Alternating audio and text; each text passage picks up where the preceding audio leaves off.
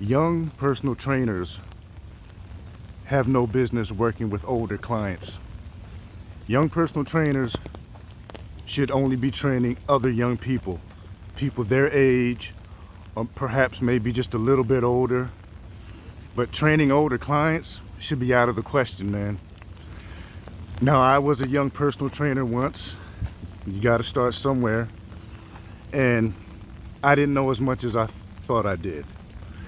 You know, I got my certification in SPA, National Strength Professionals Association. It used to mean National Sports Performance Association, but they changed it to National Strength Professionals, so there's that. But I was certified, legitimate as legitimate can be, but I didn't know as much as I thought I did. And this is because I was 25 years old, and I didn't have any concept of what it was like to get a little older.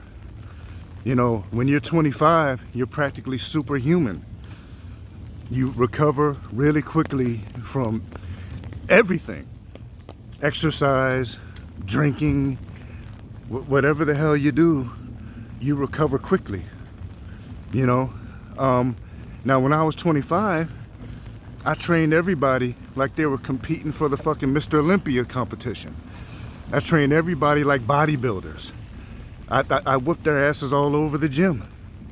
You know, I don't care if you're a man, woman, you know, 25, 35, 45, 60. I beat the hell out of you every time. You know, and this is why young trainers should only train other young people, their age or maybe a little bit older. Now, as I started to get older, I started noticing that, man, I'm not recovering as quickly as I used to after working out or whatever. You know, after drinking, I'm not recovering as quickly as I used to. But of course, I'm specifically talking about working out. But it took me longer to recover. And I noticed that I was a little stiffer and that my joints weren't as stable as they used to be. So I had to start working on that.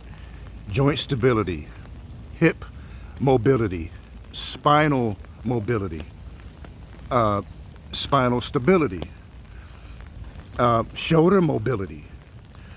It wasn't just about lifting weights to get as big and as muscular as possible. It was about maintaining functionality through functional exercise. A lot more active and passive stretching, you know, pails and rails, P&F stretching, you name it. You know, I had to pay attention to a lot of the finer details that I ignored when I was 25, even for myself. So older clients, and I'm talking people 40 and up, maybe even 35 in some cases. Older people, you need to train with elite level trainers like me. You know, you need to train with the people who are experienced. You know, because I don't care what you think you know at 25 in terms of your certification. The main point that you're missing, the main aspect that you're missing is an understanding of what it's like to be older. You know, they just don't understand, and there's no way they can until you start to see, feel, and experience the fact that you're no longer immortal. You know, when we're young, we think we're immortal. You know, when we're young, like I said, we're practically superhuman. Nothing hurts, or at least nothing hurt me. You know, I was like the man of steel when I was 25. You know, and I think that I was dangerous training older clients. Matter of fact, I know I was dangerous training older clients. You know, but now it's my specialty. It's training people who are a little bit older, because I know a whole lot about joint health, you know, synovial fluid, and of course, the most important aspect is spinal mobility, hip mobility, and stability of both. You know, we can get shoulder impingements, hip impingements, The list goes on.